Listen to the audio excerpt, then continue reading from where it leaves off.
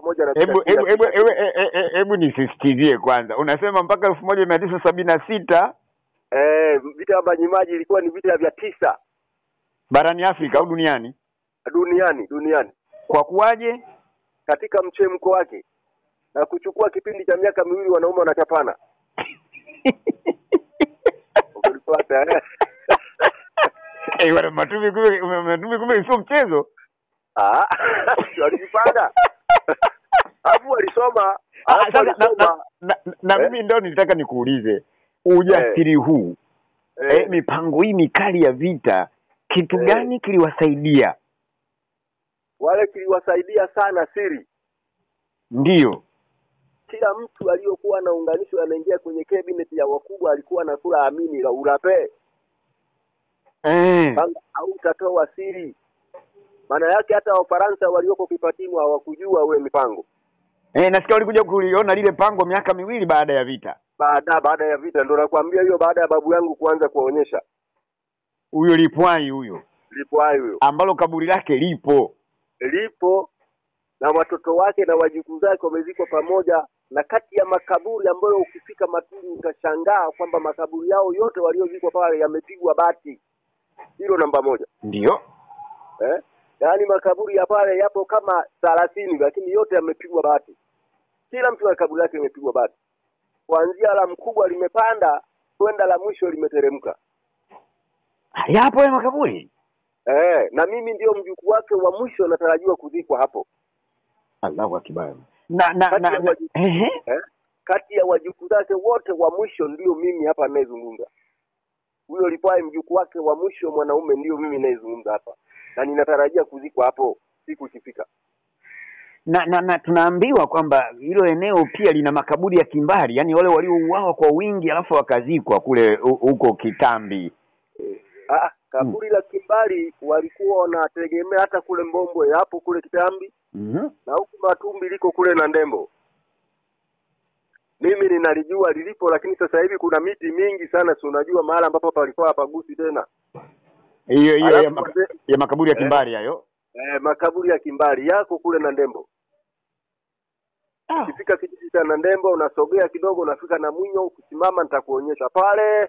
Kama kuna darubini watu wanaweza wakaangalia angani, kama madini wanaweza kaona mafuvu ya watu chini. Ni kaburi la kimbari. Ulivyohadithiwa unakumbuka labda watu angalau wangapi waliozikwa hapo? Pale sikumbuki vizuri lakini Ndiyo. Kwenye maandishi ya Wajerumani wameandika. Ukitafuta siri ya ile vita kwa Wajerumani wameandika. Kila waliokuwa wanafukia walikuwa wanawaandika. Kila waliokuwa wanafukia wanakusanya kwa sababu wale walikuwa wanapigana siku 3. Sehemu zile walizoshinda siku moja wanasimamisha ni kazi ya kuzoa maiti kupeleka sehemu ya kuzika sehemu moja. Wengine wanachimba mashimo, wakishachimba kwa sababu wakati wanapigana wengine wanachimba shimo. Siku 3 alafu watu wanakamatwa kusomba maiti kwenda kufukia pale, sio ovyo ovyo. Na kwa nini Nandete sasa vita ilianza? Nandete kule ndiko kwenye vurugu ambayo Pamba ilianza. Naam. Na tatizo la Pamba ilianza ilikuwa kila jumbe apeleke watu wake wakae wiki moja pale kungolea Pamba. Ni kweli kabisa. Yaani analimia Pamba kwa mtindo wa kungoa, sio na jembe. Yale majani yale unangoa. Kwa sababu ukipewa jembe umepewa silaha. Ila askari ndo alikuwa na bunduki begani, anawalinda nyinyi mnaongolea. Kila mjumbe anapewa wiki moja kwenda kungolea. Zamu ile ilikuwa ya Ipwali kapeleka watu wake Ipwali kutoka huku Mtumbei. Wakaenda wakangolea, lakini kuna majani fulani waliacha. Zile nyanyapori ile mbwenyenye. Yale si inamiba ile. Nyanyapori ile wewe unasema ile nini? Manini? Manini. Yale yanakera sana yale. Sasa yale atakuwa madogo yanamiba wakawa wanayaacha wanasema agotu walekeo.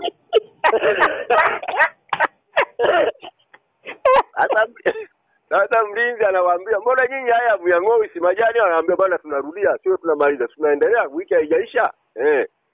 Unaona hiyo? Kwa hiyo akaenda siku ya pili hivyo, siku ya tatu hivyo, siku ya nne akasema hapana. Mbona shamba linaisha na muda unaisha, sehemu yenu inaisha? Kwanza mkolee haya, wakamwambia wewe haya kama ni rahisi, hebu wewe jaribu kushika ungoe matano alafu sisi tungoe. Sisi hatuwezi kungoa. Asubuhi. Na ndete hiyo. Na ndete hiyo unaona, lakini hicho kikundi kimetoka Mtumbei. Naam. Shamba liko na ndete, bonde na ndete. Walipojenga mnara wa mashujaa pale. Ndio. Kwa hiyo walipomwambia yule akasema nyinyi mnaleta jeuri, kwa hiyo msiende huko. Leo kazi ni hiyo, akamwambia leo kazi imesimama, si hatufanyi, kama unaweza kupiga mtu wetu upige sisi wote hapa. Sasa mzozo ule, kuna mama pembeni pale anaangalia, naye ana shamba lake jirani. Mpaka wale wakaamua kumvamia yule askari, wakamnyang'anya bunduki, wakamnyonga, wakamtupa pale pale na bunduki yake wakamwekea hapa wakaondoka. Yule mama akarudi kwa mume wake kwenda kumwambia, bwana wale kuna watu wanalima pale, lakini yule askari wa Jerumani wamemnyonga. Wewe umeona? Nimeona. Twende nikakuonyesha yule mzee kuona basi okay. Askari Jerumani sasa anamwambia mumewe, nenda kaseme sasa kule kwa Kibata kwa Jerumani. Sasa huyo na nja chama huyo mke wa Jumbe Mtemangani Choma ni ponde huyo. Sawa. Alipokataa yule baba, ndo yule mama kaenda kule kusema. Unaona hiyo? Ndio likatoka, wakatolewa askari, tunaita machonda, wakatolewa askari kwenda Mtumbei kwa Lipwai, ili watu wale waliomnyonga yule mtu yule wakamatwe, waliomnyonga askari. Walipelekwa askari wawili. Na kambi ya askari ilikuwa Kuitabe. Kuitabe unakujua tawi huku. Tawi ya njia hii ya kwenda Kibaoni. Kwa kina Nkechekeche Kiuta. Akina Nkechekeche Kiuta, wale tuabaya amapungu te. Amapungu te. Akiichi amapungu te au akiichi. Maana kuna amapungu tu, kuna Kumbwala na kuna akiichi wa kuna Kuitabii pale wanakutana pale. Wale wakiichi wale. Sasa kule kulikuwa na bwawa la maji, ndio maana wale walikuwa wanalinda bwawa la maji na askari wapate huduma ya maji. Ndio maana Mjerumani alishindwa kuitetea Kibata kwa sababu jeshi lilikuwa mbali. Watawala wako Kibata, lakini jeshi liko Tawi. Wakati wale wapiganaji walipotoka Mtumbei usiku saa 8 kwenda kuvamia Kibata, askari Tawi hawakuwa na taarifa. Wa Matumbi mbona walikuwa na mbinu sana? Mpaka Mjerumani alipokimbia kwenda Somanga, ndio kule Tawi wanaanza kuja hapa wilayani hapa Kibata kuja kupatetea, wakawa wamezidiwa na Wamatumbi. Silaha zao zote zikachukuliwa. Silaha zilipochukuliwa, bahati mbaya silaha moja haikupatikana, machine gun. Machine gun walikimbia nayo, sio akaivunja wakatupa kwenye mashimo huko lakini bunduki zote zilichukuliwa. Alafu ukiangalia wale askari wa majimaji, baadhi yao walikuwa askari wa Jerumani waliostaafu. Wale walikuwa na wataalamu. Alafu wale wote walikuwa ni wasomi wa lugha ya Kijerumani. Hawa Matumbi. Shule ilikuwa pale Kibata. Mimi baba yangu wakati ndo alikuwa anasoma shule pale. Vile vita majimaji vilivyosuka wote wakasambaratika. Hakuna tena mwanafunzi. Maana shule zenyewe zilichomwa moto, hospitali zilichomwa moto, stoo za chakula zilichomwa moto. Hakuna tena mwanafunzi. Mungu wenyewe akiwa amekimbia. Na nasikia kule kulikuwa na Kinemene Magosongo, nasikia aliendesha mapambano makali kweli kuhakikisha hamna Mjerumani anayeingia Kibata wala kutoka. Hamna hiyo, alikuwa amefunga kabisa mpaka wamekuja huku wakaja kupiga kambi hapa ya kuzuia bahari hapa Somanga, kwa sababu bandari ilikuwa Somanga. Matapatapa pale. Pale Matapatapa ndio ilikuwa bandari, makutano ya mto wa maji unaotoka anga kule Matumbi. Karibu na Songas pale. Ni kweli. Nadhani pale ndio. Sasa pale palikuwa mjini, palikuwa na maduka ya Wahindi, ya Waarabu. Unaona hiyo Wahindi. Unaona hiyo. Sasa walipofika pale, kwa siri ya ile vita ni kwamba wasichukue kitu walichoteka wakakitumia. Hayo ni maelekezo. Wasibake, wasichukue chakula cha watu cha kuiba, wasivae nguo ambayo imechukuliwa dukani. Hayo masharti wanapewa wale askari wa majimaji na makamanda wao. walipewa na Kinjekitile aliwapa makamanda aliwapa maaskari wao, lakini walipofika pale walikiuka wale maaskari. Walibomoa maduka, wakachukua kunde wakapika, wakachukua mchele wakapika, walichukua hizo nguo kaniki wakazichana ikawa ndio uniform. Kachana katikati wakavaa nafunga fundo kushoto na kulia kama uniform. Vita mbele. Bwana, vita kweli ilikuwa ni hatari sana. Vita ilikuwa kali leo. Alafu vita vilipambanwa pale ikawa kama vimepungua vikahamia Songea pamoja na hebu nisisitizie kwanza. Unasema mpaka 1976 vita ya Majimaji ilikuwa ni vita vya 9 barani Afrika au duniani? Duniani. Kwa kuwaje? Katika mchemko wake na kuchukua kipindi cha miaka 2 wanaume wanachapana. Ulipata wana matumbi kumbe sio mchezo. Walijipanga. Hapo walisoma. Na mimi ndio nilitaka nikuulize ujasiri huu. Mipango hii mikali ya vita kitu gani kiliwasaidia? Wale kiliwasaidia sana siri. Ndio.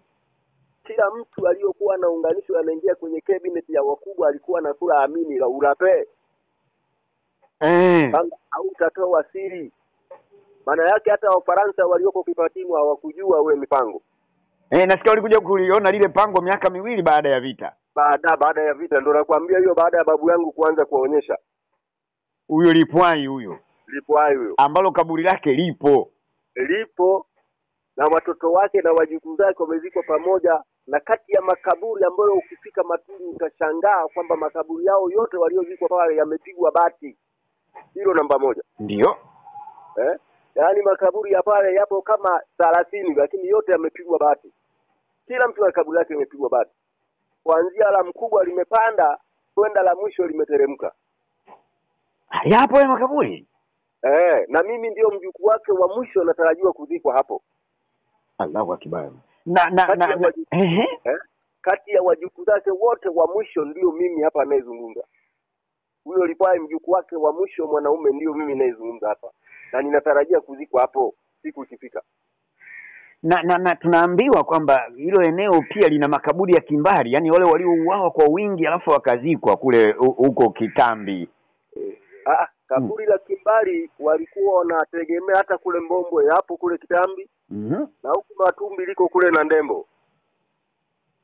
Mimi ninalijua lilipo, lakini sasa hivi kuna miti mingi sana, si unajua mahali ambapo palikuwa hapagusi tena. Hiyo ya makaburi ya kimbari hayo. Makaburi ya kimbari yako kule na Ndembo.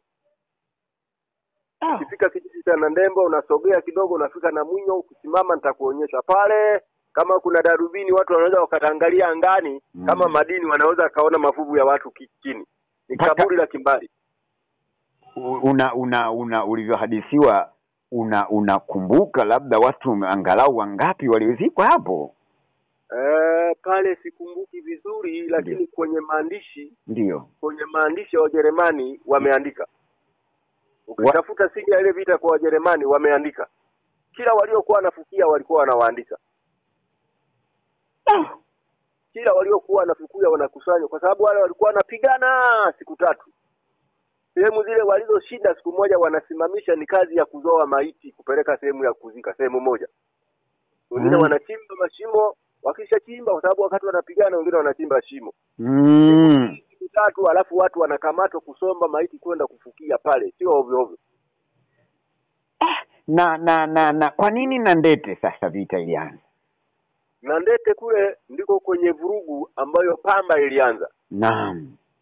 Na tatizo la Pamba ilianza ilikuwa kila jumbe apeleke watu wake wakae wiki moja pale kungolea Pamba. Ni kweli kabisa. Yaani analimia Pamba kwa mtindo wa kungoa, sio na jembe. Yale majani yale unangoa. Kwa sababu ukipewa jembe umepewa silaha. Ila askari ndo alikuwa na bunduki begani, anawalinda nyinyi mnaongolea. Kila mjumbe anapewa wiki moja kwenda kungolea. Zamu ile ilikuwa ya Ipwali kapeleka watu wake ilikuwa kutoka huku Mtumbei. Mm. Wakenda wakangolea, lakini kuna majani fulani waliacha. zile nyanyapori ile mbwenyenye. Yale si ina miba ile. Nyanyapori ile wewe unasema ile nini? Manini? Manini. Yale yanakera sana yale. Sasa yale atakiwa madogo madogo yana miba wakawa wanayaacha wanasema ago tuwalekeo.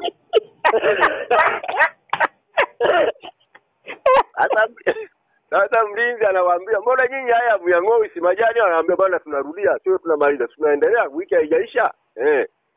Unaona hiyo? Kwa hiyo akaenda siku ya pili hivyo, siku ya tatu hivyo, siku ya nne akasema hapana. Mbona shamba linaisha na muda unaisha, sehemu yenu inaisha? Kwanza mkolee haya. Wakamwambia wewe haya kama ni rahisi, hebu wewe jaribu kushika ungoe matano alafu sisi tungoe. Sisi hatuwezi kungoa. Asubuhi. Na ndete hiyo. Na ndete hiyo unaona? Lakini hicho kikundi kimetoka Mtumbei. Naam. Shamba liko na ndete, bonde na ndete. Walipojenga mnara wa mashujaa pale. Ndio. Kwa hiyo walipomwambia yule akasema nyinyi mnaleta jeuri, kwa hiyo msiende huko. Leo kazi ni hiyo. Akamwambia leo kazi imesimama, si hatufanyi, kama unaweza kupiga mtu wetu upige sisi wote hapa. Sasa mzozo ule kuna mama pembeni pale anaangalia naye ana shamba lake jirani. Mpaka wale wakaamua kumvamia yule askari, wakamnyang'anya bunduki, wakamnyonga, wakamtupa pale na bunduki yake wakamwekea hapo wakaondoka. Yule mama akarudi kwa mume wake kwenda kumwambia bwana wale kuna watu wanalima pale lakini yule askari wa Jerumani wamemnyonga. Wewe umeona? Nimeona. Twende nikakuonyesha yule mzee kuona basi okay. Askari Jerumani sasa anamwambia mumewe nenda kaseme sasa kule kwa Kibata kwa Jerumani. Sasa huyo na nja chama huyo mke wa Jumbe Mtemangani Choma ni ponde huyo. Sawa. Alipokataa yule baba ndo yule mama kaenda kule kusema. Unaona hiyo? Ndio likatoka wakatolewa askari, tunaita machonda, wakatolewa askari kwenda Mtumbei kwa Lipwai ili watu wale waliomnyonga yule mtu yule wakamatwe. Waliomnyonga askari. Walipelekwa askari wawili. Na kambi ya askari ilikuwa Kuitabe unakujua tawi huku. Tawi njia hii ya kwenda Kibaoni. Kwa kina Nkechekeche Kiuta. Akina Nkechekeche Kiuta wale tuabaya amapungu amapungu akiichi amapungu au akiichi maana kuna mapungu kuna kumbwala na kuna akiichi wa kuna Kuitabii pale wanakutana pale wale wakiichi wale sasa kule kulikuwa na bwawa la maji, ndio maana wale walikuwa wanalinda bwawa la maji na askari wapate huduma ya maji. Ndio maana Mjerumani alishindwa kuitetea Kibata kwa sababu jeshi lilikuwa mbali. Watawala wako Kibata lakini jeshi liko Tawi. Wakati wale wapiganaji walipotoka Mtumbei usiku saa 8 kwenda kuvamia Kibata, askari Tawi hawakuwa na taarifa. Wa Matumbi mbona walikuwa na mbinu sana? Mpaka Mjerumani alipokimbia kwenda Somanga ndio kule Tawi wanaanza kuja hapa wilayani hapa Kibata kuja kupatetea, wakawa wamezidiwa na wa Matumbi. Silaha zao zote zikachukuliwa. Silaha zilipochukuliwa bahati mbaya silaha moja haikupatikana, machine gun. Machine gun walikimbia nayo siwa karibunja wakatupa kwenye mashimo kwa lakini bunduki zote zilichukuliwa. Alafu kiangalia wale askari wa majimaji baadhi yao walikuwa askari wa Jerumani waliostaafu. Wale walikuwa na wataalamu. Alafu wale wote walikuwa ni wasomi wa lugha ya Kijerumani. Hawa Matumbi. Shule ilikuwa pale Kibata. Mimi baba yangu wakati huo ndo alikuwa anasoma shule pale. Vile vita majimaji vilivyosuka wote wakasambaratika. Hakuna tena mwanafunzi. Maana shule zenyewe zilichomwa moto, hospitali zilichomwa moto, stoo za chakula zilichomwa moto. Hakuna tena mwanafunzi. Mungu wenyewe akiwa amekimbia. Na nasikia kule kulikuwa na Kinemene Magosongo nasikia aliendesha mapambano makali kweli kuhakikisha hamna Mjerumani anayeingia Kibata wala kutoka. Hamna hiyo, alikuwa amefunga kabisa mpaka wamekuja huku wakaja kupiga kambi hapa ya kuzuia bahari hapa Somanga kwa sababu bandari ilikuwa Somanga. Matapatapa pale. Pale Matapatapa ndio ilikuwa bandari makutano ya mto wa maji unaotoka anga kule Matumbi. Karibu na Songas pale. Ni kweli. Nadhani pale ndio. Sasa pale palikuwa mjini, palikuwa na maduka ya Wahindi, ya Waarabu. Unaona hiyo Wahindi. Unaona hiyo. Sasa walipofika pale, kwa siri ya ile vita ni kwamba wasichukue kitu walichoteka wakakitumia. Hayo ni maelekezo wasibake, wasichukue chakula cha watu cha kuiba, wasivae nguo ambayo imechukuliwa dukani.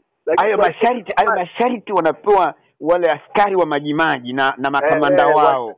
Walipewa na Kinjekitile aliwapa makamanda aliwapa maaskari wao, lakini walipofika pale walikiuka wale maaskari. Walibomoa maduka, wakachukua kunde wakapika, wakachukua mchele wakapika, walichukua hizo nguo kaniki wakazichana ikawa ndio uniform. Kachana katikati wakavaa na funga fundo kushoto na kulia kama uniform. Vita mbele. Bwana, vita kweli ilikuwa ni hatari sana. Vita ilikuwa kali leo. Alafu vita vilipambanwa pale, ikawa kama vimepungua, vikahamia Songea pamoja na hebu nisisitizie kwanza. Unasema mpaka 1976 vita vya Majimaji ilikuwa ni vita vya 9 barani Afrika au duniani? Duniani. Kwa kuwaje? Katika mchemko wake na kuchukua kipindi cha miaka 2 wanaume wanachapana.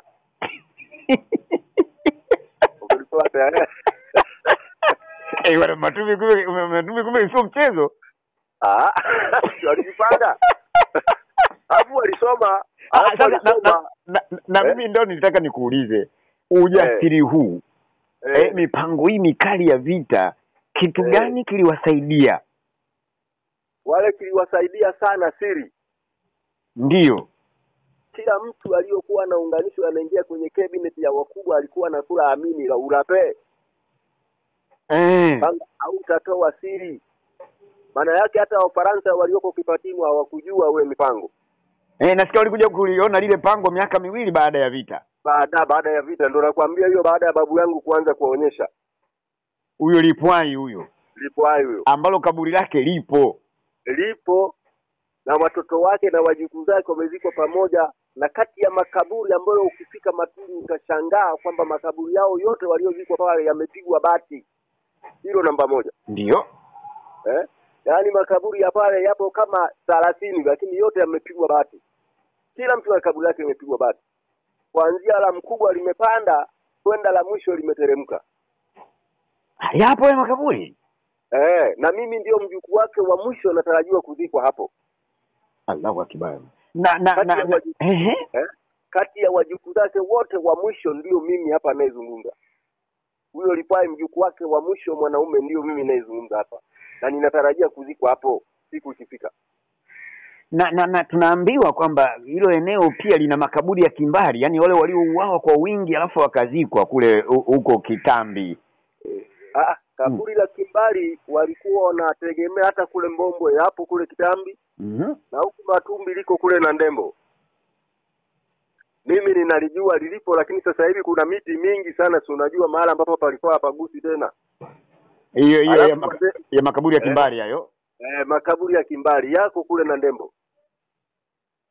Ukifika kijiji cha Ndembo unasogea kidogo unafika na Mwinyo, ukisimama nitakuonyesha pale kama kuna darubini watu wanaweza wakatangalia angani kama madini wanaweza kaona mafuvu ya watu chini. Ni kaburi la kimbari. Ulivyohadithiwa unakumbuka labda watu angalau wangapi waliozikwa hapo? Pale sikumbuki vizuri lakini Ndiyo. Kwenye maandishi ya Wajerumani wameandika. Ukitafuta siri ya ile vita kwa Wajerumani wameandika. Kila waliokuwa wanafukia walikuwa wanawaandika. Kila waliokuwa wanafukia wanakusanya kwa sababu wale walikuwa wanapigana siku 3. Sehemu zile walizoshinda siku moja wanasimamisha ni kazi ya kuzoa maiti kupeleka sehemu ya kuzika sehemu moja. Wengine wanachimba mashimo, wakishachimba kwa sababu wakati wanapigana wengine wanachimba shimo. Siku 3 alafu watu wanakamatwa kusomba maiti kwenda kufukia pale, sio ovyo ovyo. Na kwa nini Nandete sasa vita ilianza? Nandete kule ndiko kwenye vurugu ambayo Pamba ilianza. Naam. Na tatizo la Pamba ilianza ilikuwa kila jumbe apeleke watu wake wakae wiki moja pale kungolea Pamba. Ni kweli kabisa. Yaani analimia Pamba kwa mtindo wa kungoa sio na jembe. yale majani yale unang'oa. Kwa sababu ukipewa jembe umepewa silaha. Ila askari ndo alikuwa na bunduki begani, anawalinda nyinyi mnaongolea. Kila mjumbe anapewa wiki moja kwenda kungolea. Zamu ile ilikuwa ya Ipwali, kapeleka watu wake Ipwali kutoka huku Mtumbei. Wakenda wakangolea, lakini kuna majani fulani waliacha. Zile nyanyapori ile mbwenyenye. Yale si inamiba ile. Nyanyapori ile wewe unasema ile nini? Manini? Manini. Yale yanakera sana yale. Sasa yale atakiwa madogo madogo yanamiba, wakawa wanayaacha, wanasema agotu walekemo.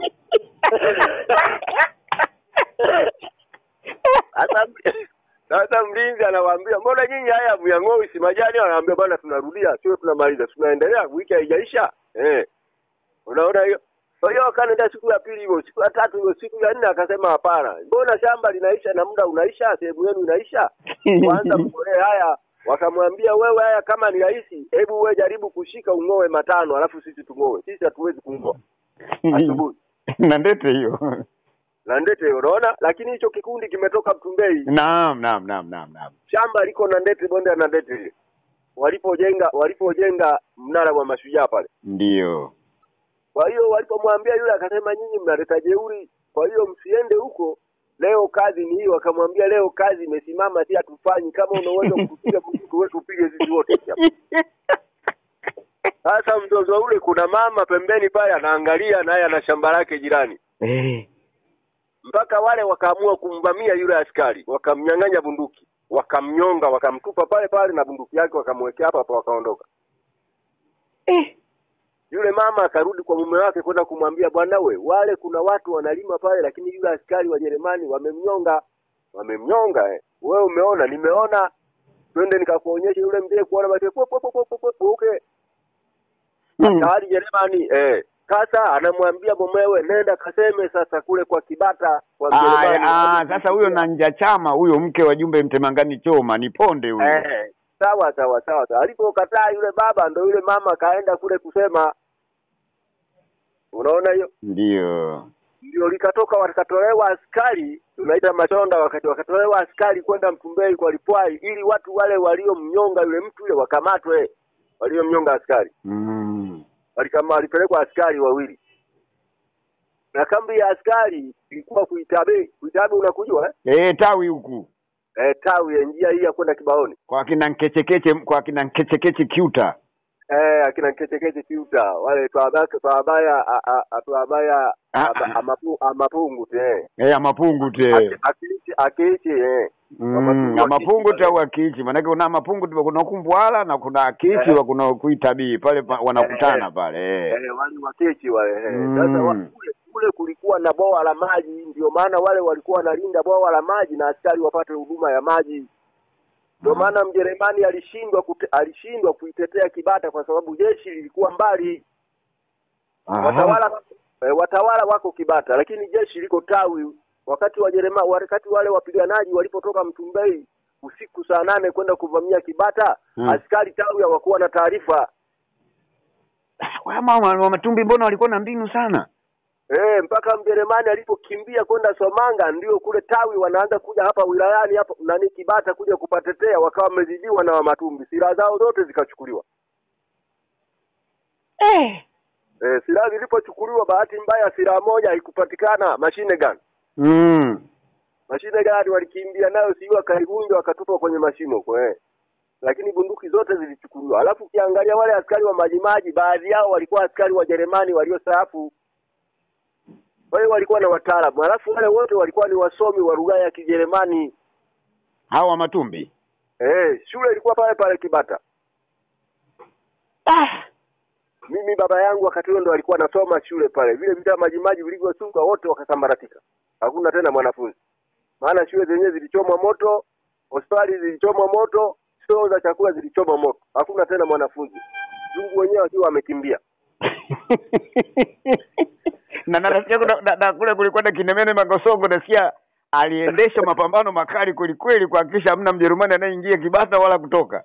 Hamna hiyo, alikuwa amefunga kabisa mpaka wamekuja huku wakaja kupiga kambi hapa ya kuzuia bahari. Hapa hapa Somanga, kwa sababu bandari ilikuwa Somanga. Matapatapa pale. Pale Matapatapa ndio ilikuwa bandari, makutano ya mto wa maji unaotoka anga kule Matumbi. Karibu na Songas pale. Ni kweli. Nadhani pale ndio. Sasa pale palikuwa mjini, palikuwa na maduka ya Wahindi, ya Waarabu. Unaona hiyo Wahindi. Unaona hiyo. Sasa walipofika pale, kwa siri ya ile vita ni kwamba wasichukue kitu walichoteka wakakitumia. Hayo ni maelekezo wasibake, wasichukue chakula cha watu cha kuiba, wasivae nguo ambayo imechukuliwa dukani. Hayo masharti wanapewa wale askari wa majimaji na makamanda wao.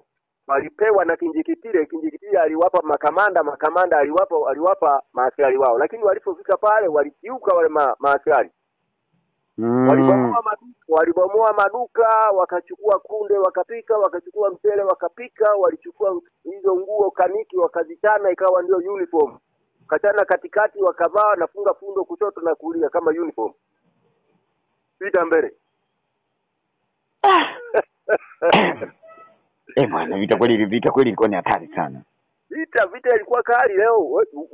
Alafu vile vita vilipambanwa pale, ikawa kama vimepungua, vikahamia Songea pamoja na hebu nisisitizie kwanza. Unasema mpaka 1976 vita vya Majimaji ilikuwa ni vita vya 9 barani Afrika au duniani? Duniani. Kwa kuwaje? Katika mchemko wake na kuchukua kipindi cha miaka 2 wanaume wanachapana.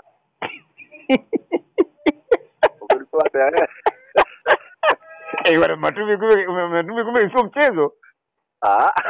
Walijipanga. Hapo walisoma. Na mimi ndio nilitaka nikuulize ujasiri huu.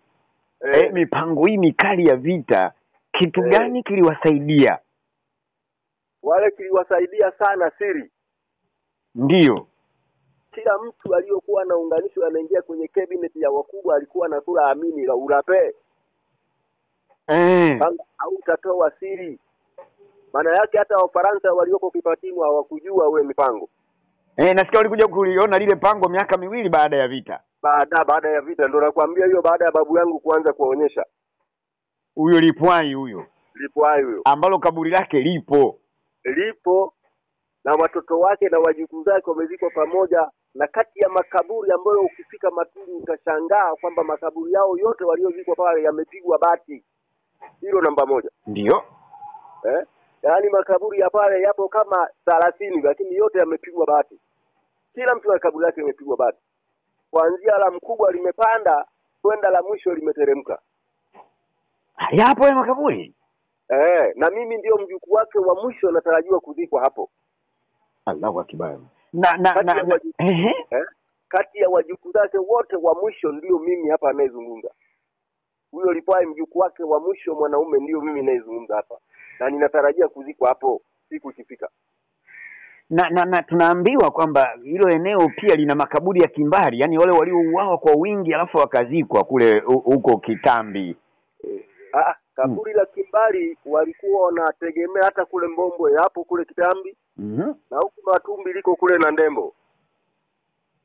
Mimi ninalijua lilipo, lakini sasa hivi kuna miti mingi sana, si unajua mahali ambapo palikuwa hapagusi tena.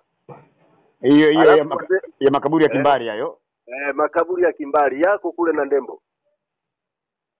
Ukifika kijiji cha Ndembo unasogea kidogo unafika na Mwinyo, ukisimama nitakuonyesha pale. Kama kuna darubini watu wanaweza wakatangalia angani, kama madini wanaweza kaona mafuvu ya watu chini. Ni kaburi la kimbari. Ulivyohadithiwa unakumbuka labda watu angalau wangapi walizikwa hapo? Pale sikumbuki vizuri, lakini ndiyo, kwenye maandishi ya Wajerumani wameandika. Ukitafuta siri ya ile vita kwa Wajerumani wameandika. Kila waliokuwa wanafukia walikuwa wanawaandika.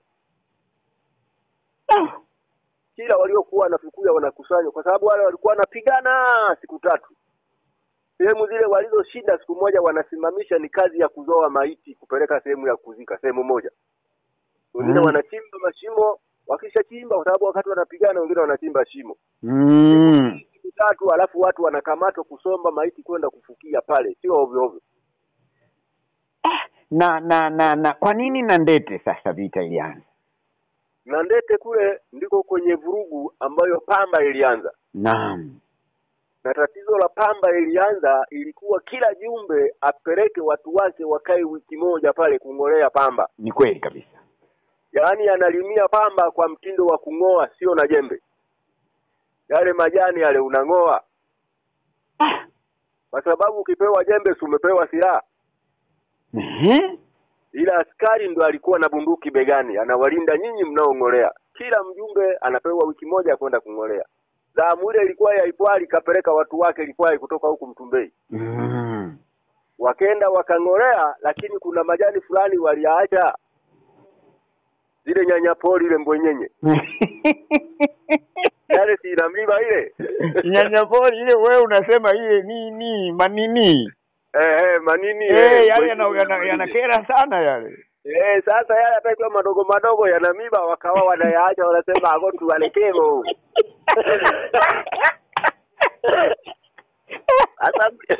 Sasa mlinzi anawaambia, mbona nyinyi haya muyangoi si majani? Anawaambia bwana, tunarudia, sio tunamaliza, tunaendelea, wiki haijaisha. Unaona hiyo? Kwa hiyo akaenda siku ya pili hiyo, siku ya 3 hiyo, siku ya 4 akasema hapana. Mbona shamba linaisha na muda unaisha, sehemu yenu inaisha?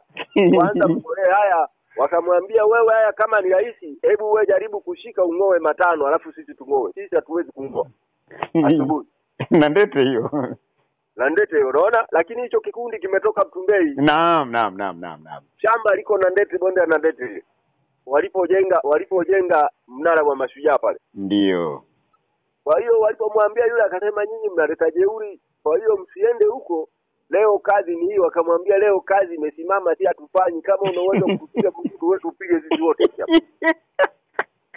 Sasa mzozo ule, kuna mama pembeni pale anaangalia, naye ana shamba lake jirani.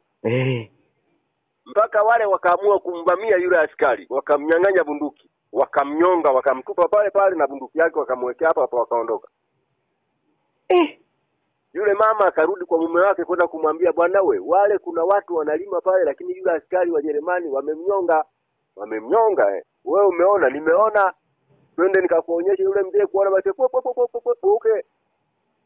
Askari Jerumani sasa anamwambia mumewe, nenda kaseme sasa kule kwa Kibata kwa Jerumani. Sasa huyo Nanja Chama, huyo mke wa Jumbe Mtemangani Choma ni Ponde huyo. Sawa. Alipokataa yule baba, ndo yule mama kaenda kule kusema. Unaona hiyo? Ndio likatoka, wakatolewa askari, tunaita machonda, wakatolewa askari kwenda Mtumbei kwa Lipwai, ili watu wale waliomnyonga yule mtu yule wakamatwe. Waliomnyonga askari. Walipelekwa askari wawili. Na kambi ya askari ilikuwa Kuitabe. Kuitabe unakujua tawi huku. Tawi ya njia hii ya kwenda Kibaoni. Kwa kina Nkechekeche Kiuta. Akina Nkechekeche Kiuta. Wale tuabaya amapungu te. Amapungu te. Akiichi amapungu te au akiichi. Maana kuna mapungu kuna Kumbwala na kuna akiichi wa kuna Kuitabii pale wanakutana pale. Wale wakiichi wale. Sasa kule kulikuwa na bwawa la maji, ndio maana wale walikuwa wanalinda bwawa la maji na askari wapate huduma ya maji. Ndio maana Mjerumani alishindwa kuitetea Kibata kwa sababu jeshi lilikuwa mbali. Watawala wako Kibata, lakini jeshi liko Tawi. Wakati wale wapiganaji walipotoka Mtumbei usiku saa 8 kwenda kuvamia Kibata, askari Tawi hawakuwa na taarifa. Mama Matumbi mbona walikuwa na mbinu sana? Mpaka Mjerumani alipokimbia kwenda Somanga, ndio kule Tawi wanaanza kuja hapa wilayani hapa Kibata kuja kupatetea, wakawa wamezidiwa na Matumbi. Silaha zao zote zikachukuliwa. Silaha zilipochukuliwa, bahati mbaya silaha moja haikupatikana, machine gun. Machine gun walikimbia nayo, siwa karibunja wakatupa kwenye mashimo huko. Lakini bunduki zote zilichukuliwa. Alafu ukiangalia wale askari wa majimaji, baadhi yao walikuwa askari wa Jerumani waliostaafu. Kwa hiyo walikuwa na wataalamu. Alafu wale wote walikuwa ni wasomi wa lugha ya Kijerumani. Hawa Matumbi. Shule ilikuwa pale Kibata. Mimi baba yangu wakati huo ndo alikuwa anasoma shule pale. Vile vita Majimaji vilivyosuka wote wakasambaratika. Hakuna tena mwanafunzi. Maana shule zenyewe zilichomwa moto, hospitali zilichomwa moto, stoo za chakula zilichomwa moto. Hakuna tena mwanafunzi. Mungu wenyewe akiwa amekimbia. Na nasikia na kule kulikuwa na Kinemene Magosongo, nasikia aliendesha mapambano makali kweli kuhakikisha hamna Mjerumani anayeingia Kibasa wala kutoka.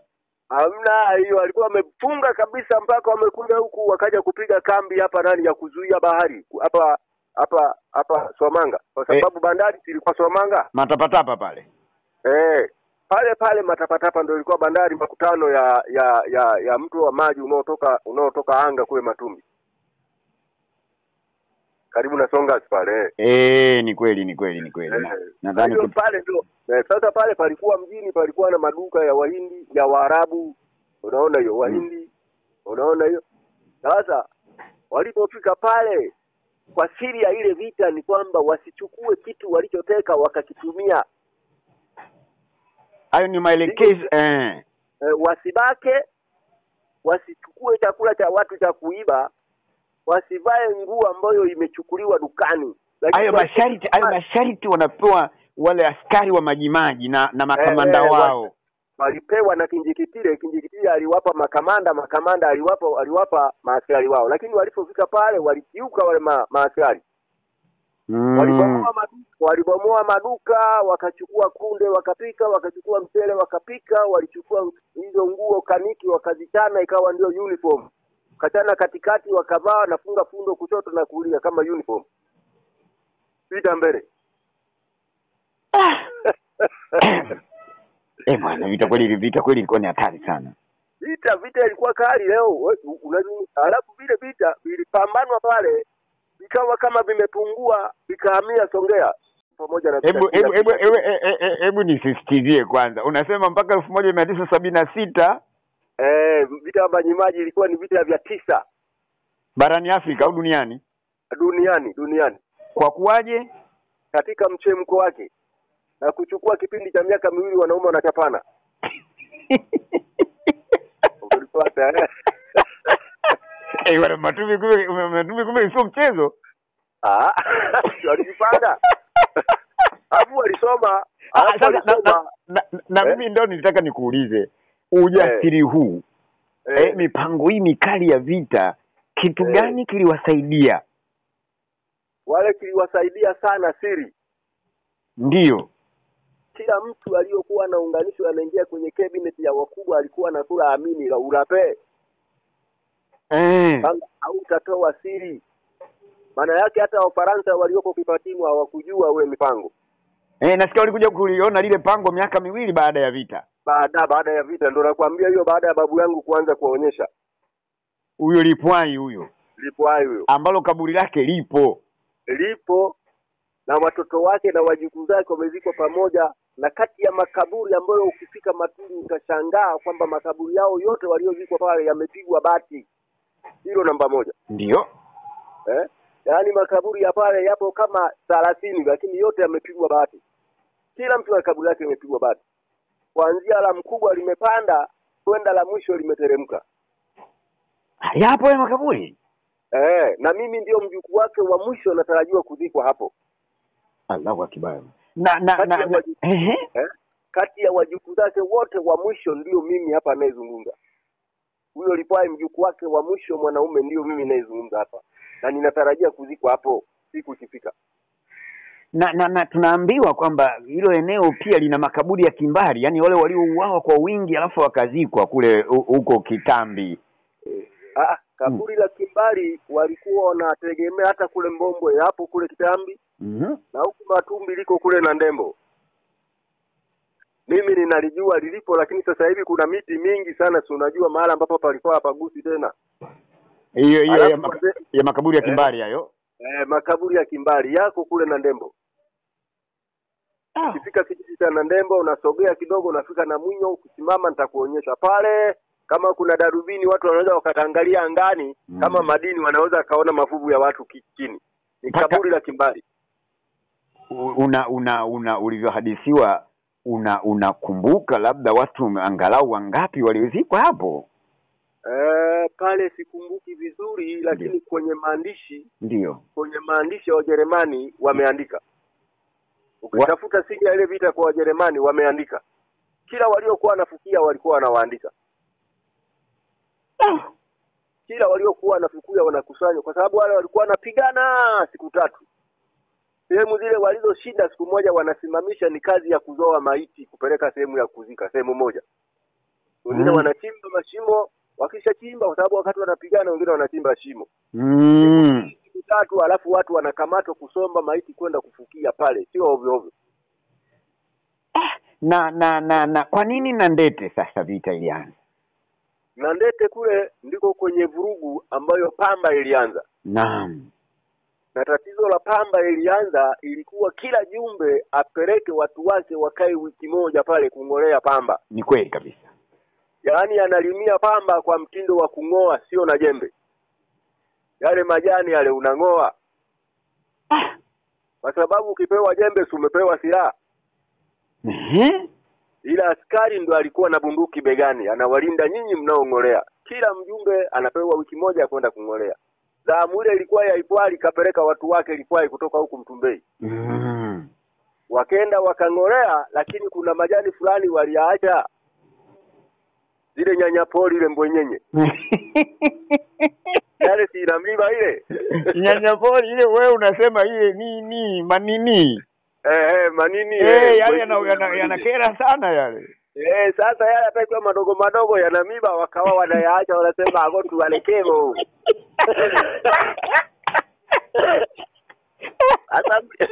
Sasa mlinzi anawaambia, mbona nyinyi haya muyangoi si majani? Anawaambia bwana tunarudia, sio tunamaliza, tunaendelea, wiki haijaisha. Unaona hiyo? Kwa hiyo akaenda siku ya pili hiyo, siku ya 3 hiyo, siku ya 4 akasema hapana. Mbona shamba linaisha na muda unaisha, sehemu yenu inaisha? Kwanza mkolee haya, wakamwambia wewe haya kama ni rahisi, hebu wewe jaribu kushika ungoe 5 alafu sisi tungoe. Sisi hatuwezi kungoa. Asubuhi. Nandete hiyo. Nandete unaona, lakini hicho kikundi kimetoka Mtumbei. Naam. Shamba liko Nandete, bonde la Nandete. Walipojenga mnara wa mashujaa pale. Ndio. Kwa hiyo walipomwambia yule akasema nyinyi mnaleta jeuri, kwa hiyo msiende huko. Leo kazi ni hiyo, akamwambia leo kazi imesimama, si hatufanyi, kama unaweza kupiga mtu wetu upige sisi wote hapa. Sasa mzozo ule kuna mama pembeni pale anaangalia naye ana shamba lake jirani. Mpaka wale wakaamua kumvamia yule askari, wakamnyang'anya bunduki, wakamnyonga, wakamtupa pale pale na bunduki yake wakamwekea hapa wakaondoka. Yule mama akarudi kwa mume wake kwenda kumwambia, bwana wale kuna watu wanalima pale lakini yule askari wa Jerumani wamemnyonga. Wewe umeona? Nimeona. Twende nikakuonyesha yule mzee kuona basi okay. Askari Jerumani sasa anamwambia mumewe nenda kaseme sasa kule kwa Kibata kwa Jerumani. Sasa huyo Nanja Chama huyo mke wa Jumbe Mtemangani Choma ni ponde huyo. Sawa. Alipokataa yule baba ndo yule mama kaenda kule kusema. Unaona hiyo? Ndio likatoka wakatolewa askari, tunaita machonda, wakatolewa askari kwenda Mtumbei kwa Lipwai ili watu wale waliomnyonga yule mtu yule wakamatwe. Waliomnyonga askari. Walipelekwa askari 2. Na kambi ya askari ilikuwa Kuitabe. Kuitabe unakujua tawi huku. Tawi njia hii ya kwenda Kibaoni. Kwa kina Nkechekeche Kiuta.